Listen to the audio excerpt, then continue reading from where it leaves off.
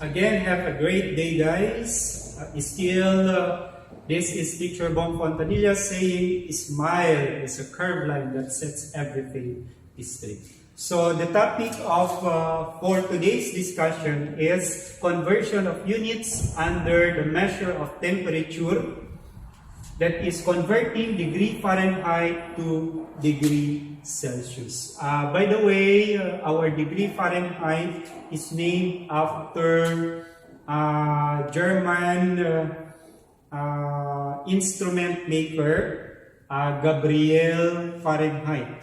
And for our degree Celsius, it is named after a Swedish astronomer Anders Celsius. So to convert degree Fahrenheit to degree Celsius, we are going to make use of this conversion equation or conversion factor. That is, degree Celsius is equal to 5/9, close and open parenthesis, degree Fahrenheit minus 32. So that is 5/9 of the difference between the degree Fahrenheit and 32.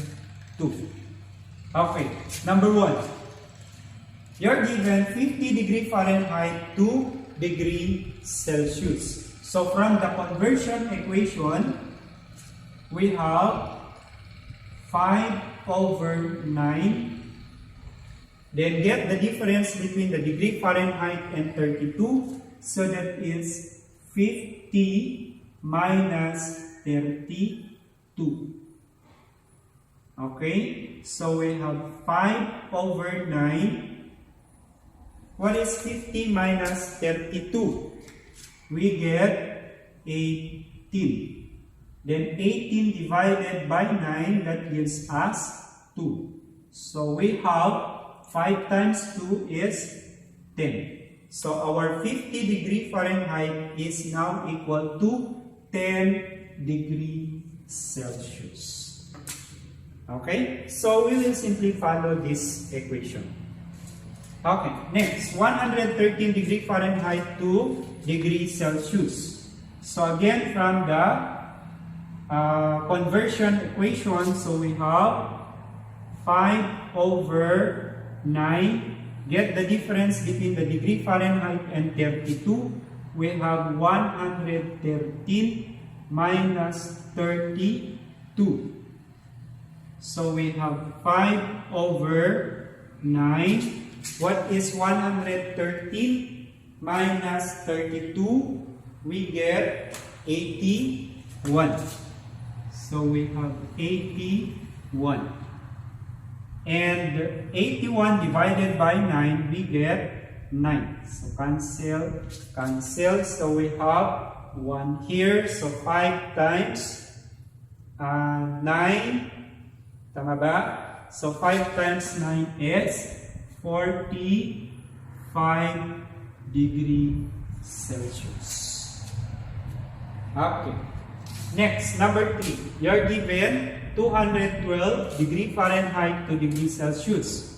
So again, from the conversion equation, we have 5/9 times the difference between the degree Fahrenheit and 32. We have 212 minus 32. What is 212 minus 32? 212 minus 32 is 180.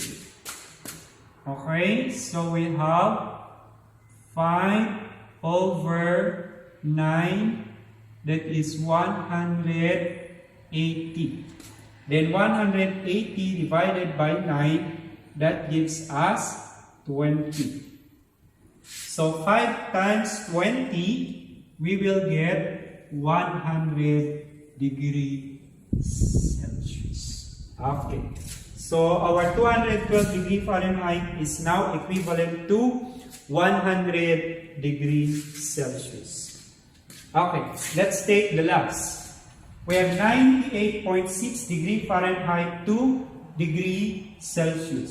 So from the conversion equation, 5/9 9 times the difference between 98.6 and 32. So 98.6 minus 32. So we have 5 over 9. What is 98.6 minus 32? That is equal to 66.6. So we have 66.6. Then, multiply na natin 5 times 66.6. We have 333. So we have 333 divided by 9, and that is equal to 37. 37, yes. 37 degrees Celsius. Okay. Yeah.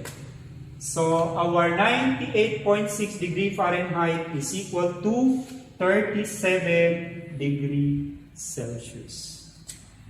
Okay, so I just hope that you did understand. Thank you. Enjoy learning.